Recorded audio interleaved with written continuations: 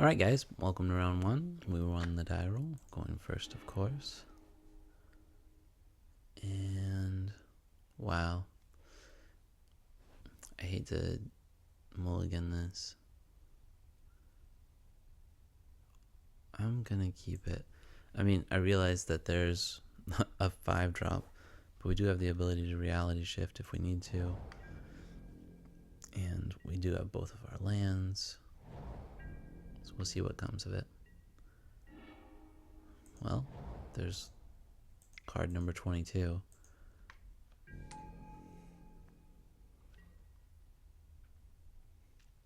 It does fuel Will of the Naga a little bit.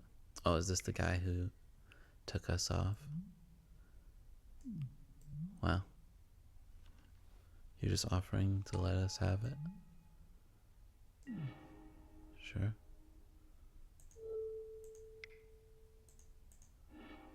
We'll take it.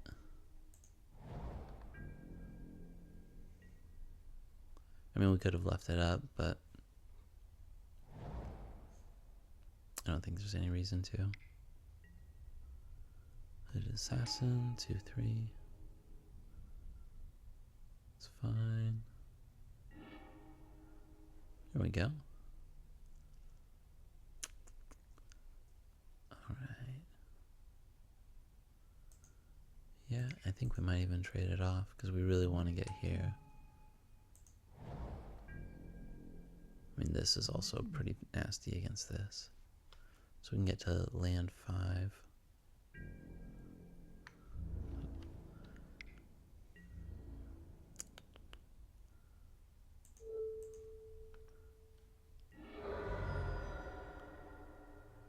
Preserving life total as well. There it is. No dash.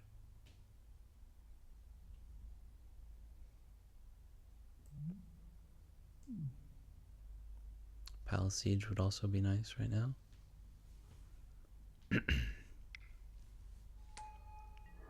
Oh, he took the Executioner. Oh, that's a good draw too. Let's see if we bounce it. This isn't a zombie, is it? No.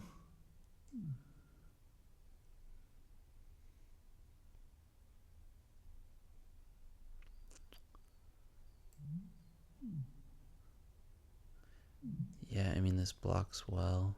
This would be like a time walk, except we take 2. I'm playing the land, of course. Can always exile it. Yeah, I think we play the host here. Because playing the host fuels Delve.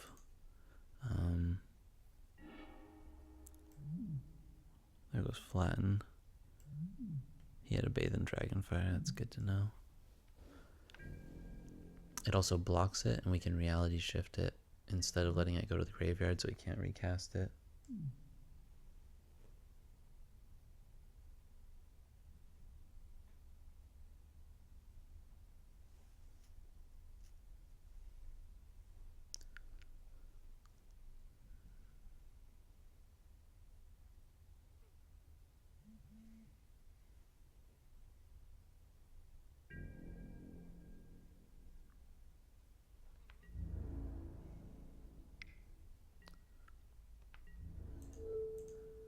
Yeah. Do you have another assassin? No. 2/1 with Death Touch, though. 2 2/1s with Death Touch, though. Okay. Interceptor is pretty ugly on this board.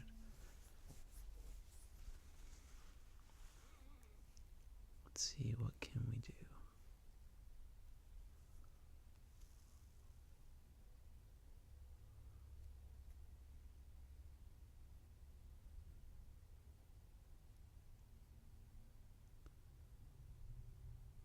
Yeah, I think the best play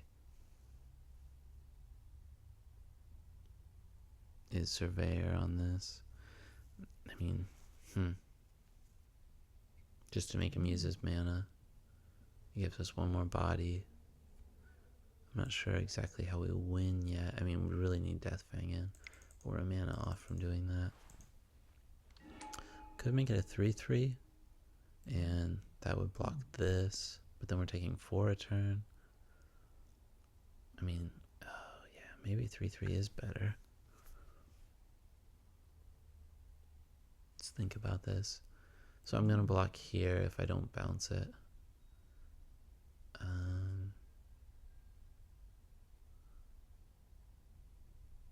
Yeah, I just hate the fact that I'm taking 4 every turn. But even just making this a 3/3 causes this to go away. He's only got the 2 creatures, so he can still... Yeah, he can cast it. I'm just gonna get the counter, which is so counterintuitive. I see what I did there, counter. But I mean, I think this gives me the best option.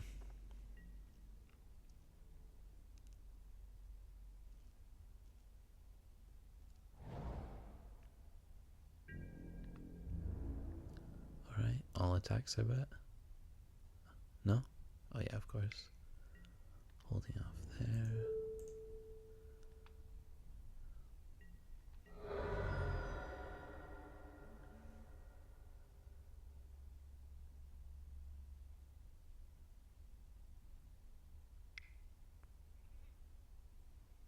What you got? Ooh, I want that card. What do you sacrifice? Or do you? The Hooded Assassin. Okay. Still a 2/3, still gets stopped here. Palace Familiar. That's great trade-off. And we can leave up Reality Shift. Not bad. Or do we... Yeah, if we play another 2... Yeah. Oh, man. Decisions. I think we do play this. Because we're going to block here. We're going to hold off here. Trade up. I doubt he'll even attack, maybe. Oh, we'll see. Palace Familiar. Should have first picked you.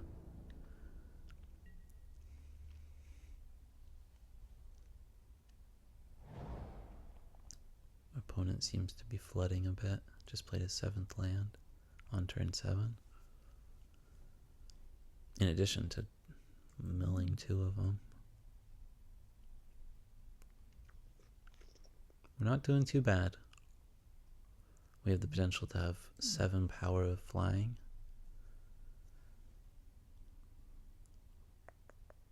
Oh, 8.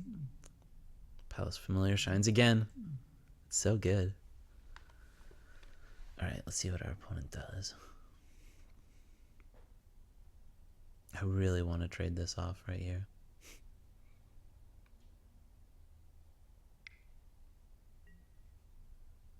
Manifest. Okay, so you get a 4/4.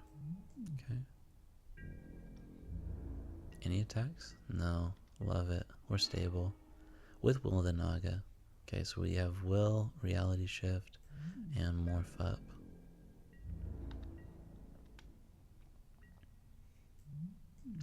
This scares me a bit.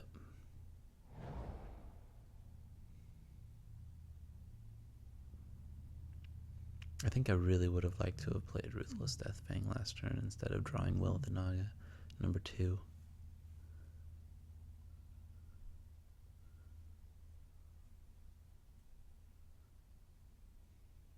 Gotta say, Flatten looks really good against his deck so far. And Vial of Dragonfire, by the way. Holy cow. Vial takes out all sorts of little guys, which might otherwise turn into Avens.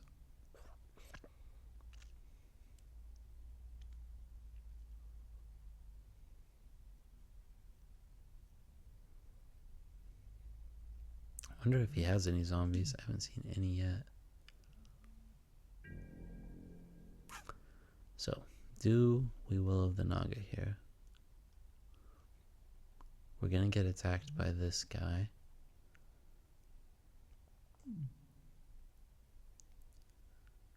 If we... so difficult. If we do get attacked here, we can block here and here. Just trades. This is 4, we have 5. I think if I will the Naga now on this and this, that gives me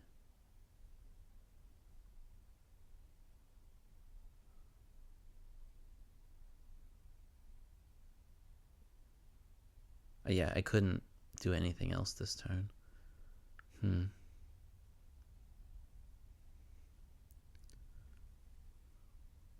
Yeah, it's such a tough decision. So probably here, and I guess I'm not afraid of this one so much. Let's cancel. If I do will here and here, or even here, yeah, I think that's the play. And then get rid of some stuff.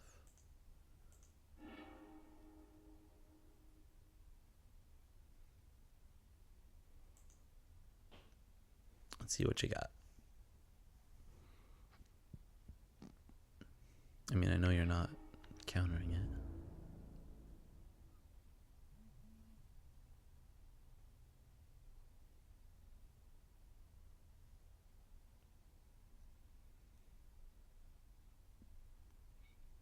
He is gonna attack. Well, use a card, sir. No? Oh, that feels so good. We draw the island. Perfect. Corpse Weft. Dang. Put an XX Plex. Exile one or more creature cards from your graveyard. XX Plex. Okay, so how many creatures does he have? 1, 2, 3. So he can make a 6/6. Okay. That's huge.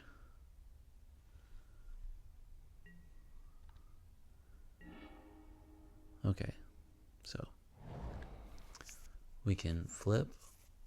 We can't cast Will of the Naga unless something dies.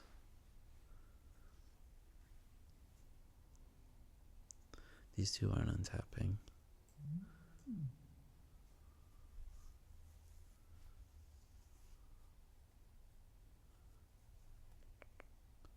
I think if we just play the Death Fang, a 4/4 body is going to be the best option. So the 4/4 holds off this. Yeah, that's always present. Jeez. Let's see. Yeah, I think we attack, play the Death Fang. As much as I want to get this thing up and running, it's still facing down Voltress Haven.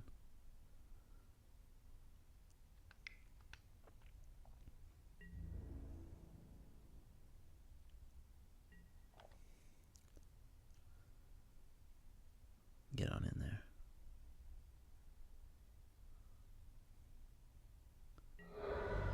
Okay. And like the best thing we can draw now is one of our stupid exploit creatures.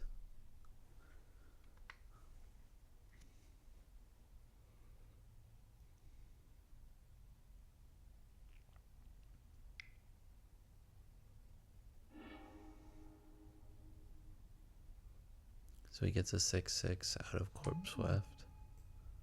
Or 7/7.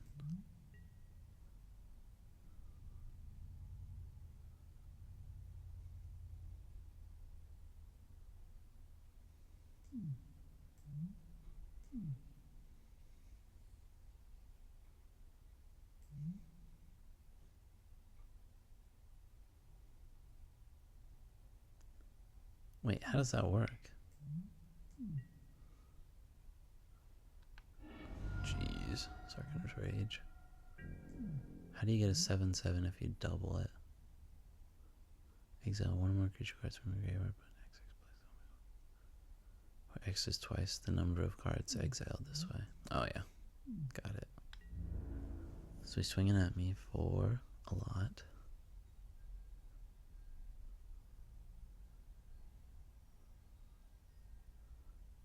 We're taking 9.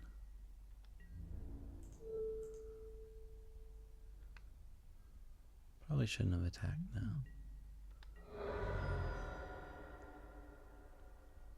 There's no more creatures in his graveyard at least. I think I would have dashed that.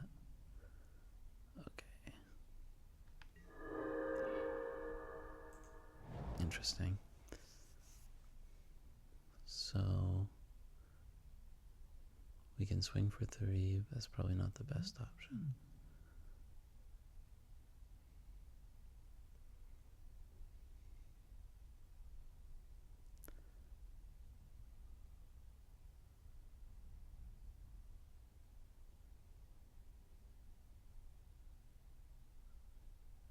Wow. Interesting. So we have Will the Naga, which can take care of 3 guys of our choosing. Yeah, I think we just pass. Because, well, let's see. We can Will the Naga, Reality Shift, and that would still leave. Yeah, we can play this. 1, 2, 3, 4. Yeah, it works.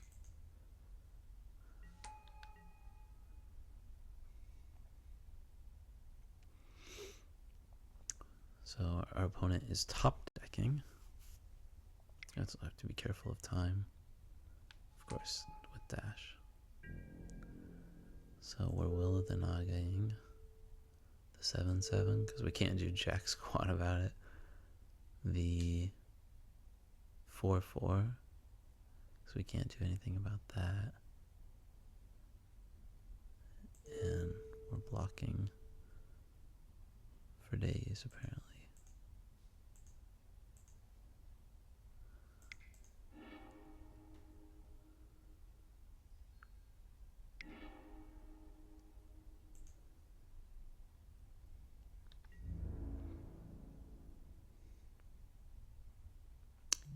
I don't be hasty.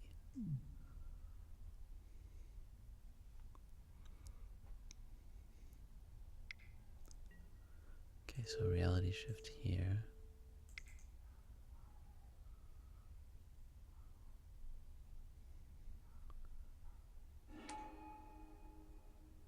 He manifests.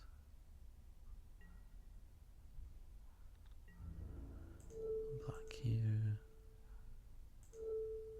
Block here.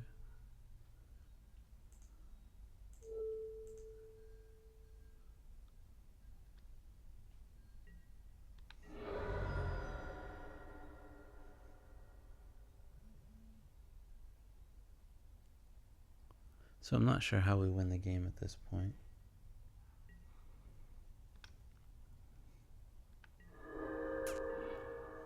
That's not it. We can't attack.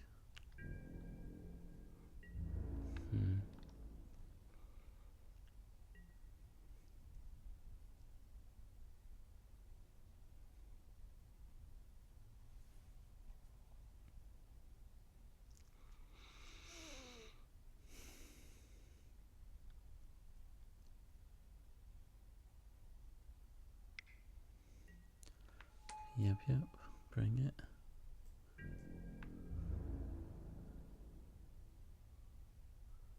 A 2/2, really? So it's a creature. No?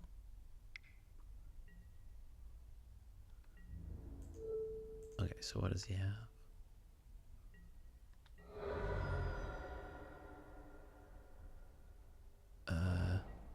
Yeah, that didn't make any sense.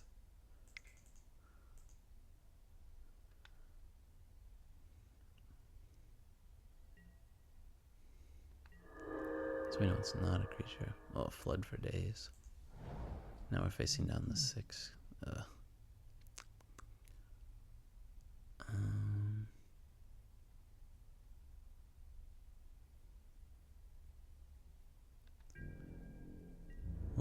blocking. So, or I guess I might have blocked here. I don't know if this is a creature yet.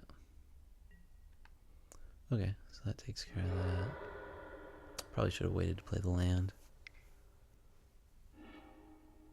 Oh, geez. It's another 4/4. Yeah, that's all she wrote.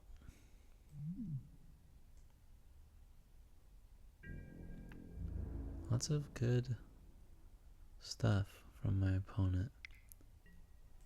Yeah. Alright, go to round 2, or game 2. Let's see. He's red, black, green, white. Yeah, like I said, Vile looks really good against him. 2/5 doesn't necessarily look good because he's playing 5/4s.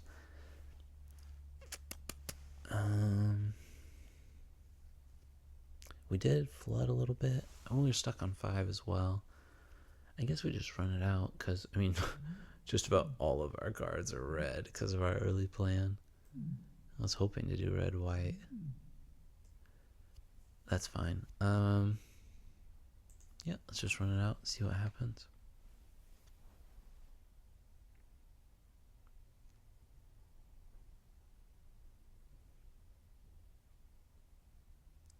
The puppy just woke up.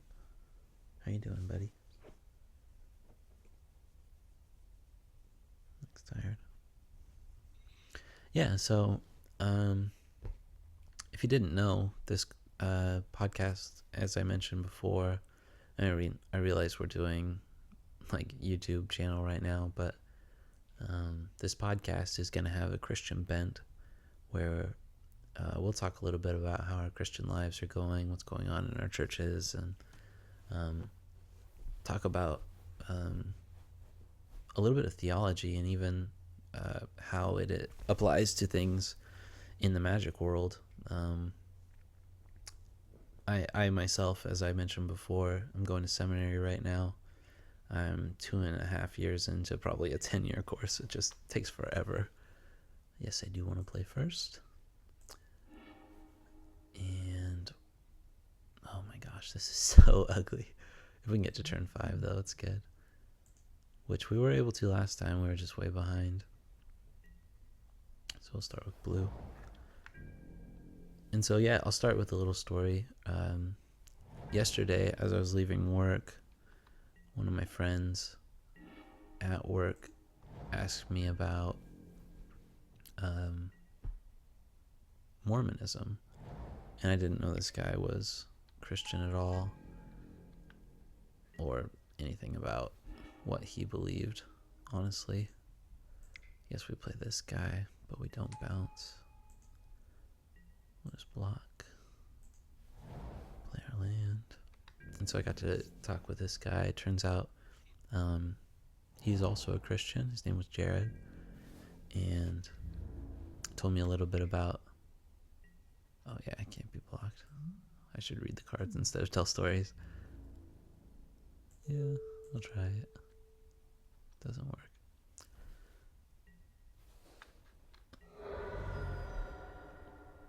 And, oh, there it is again. It was a very cool conversation. We talked a lot about his family history, and he shared quite a bit how a lot of his family has sort of become Mormons. And we talked a little bit about Joseph Smith and what the Book of Mormon even teaches, and it was just very interesting to hear him talk about it. And I shared a lot of what I believe, which is,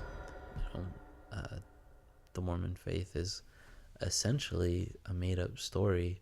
And I mean, it's really hard to explain that to somebody whose like whole life revolves around Mormonism being a reality. So I think we play Drowner here, and we exploit because we gotta draw some gas.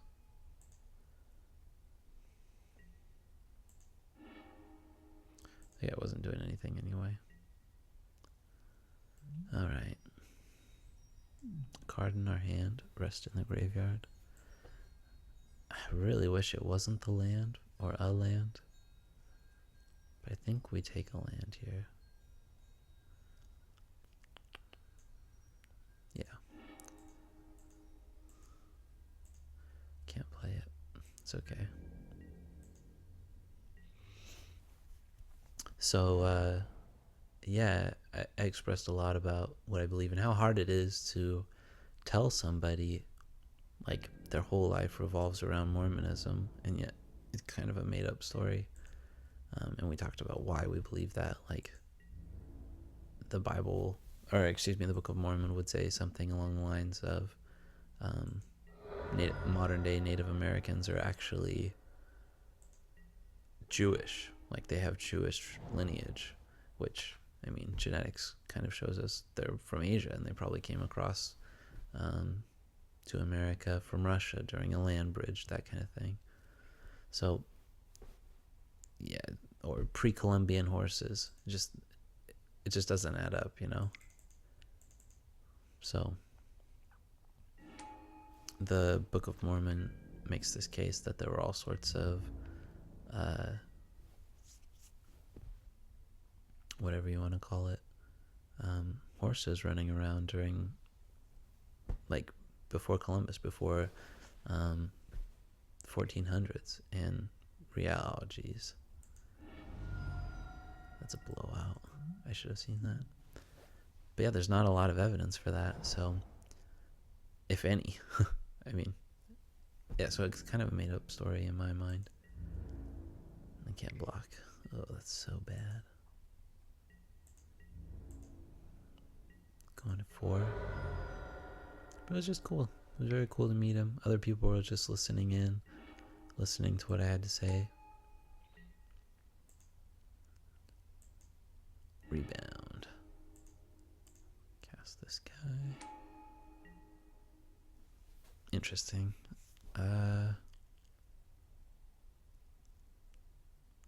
6/6. Jeez. So it should be a 5/5, right? Yeah. Will the Naga buys us a little bit of time for 2 mana, so that leaves up 3. Man, I wish we could get the Death Fang, this whole combo going. I mean, the 3/6 does block. I mean, we turn 2 or 1/2/2 flyer into 3/6. Opponent's on 2 cards.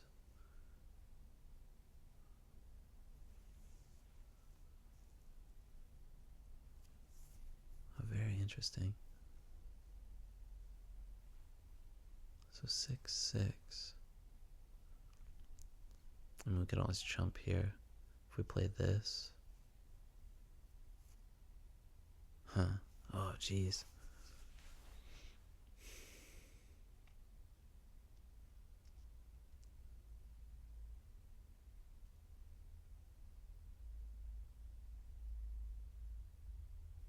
Yeah, I think the best play is just the Rakshasa Gravecaller.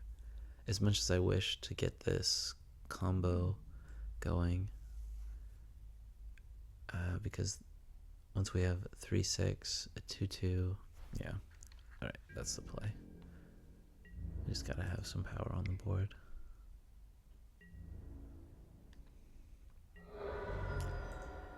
Yeah.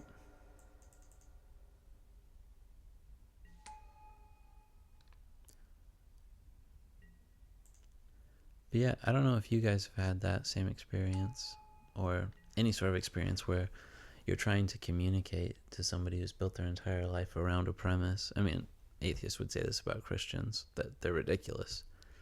But man, I found it so hard.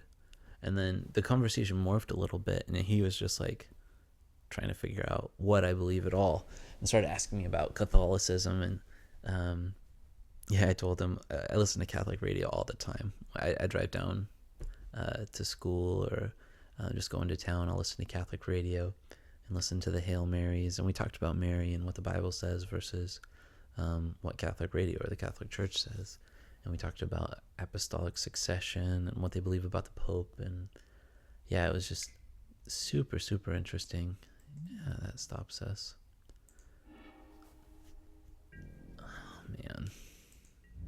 Alright, well, hopefully round 2 is better.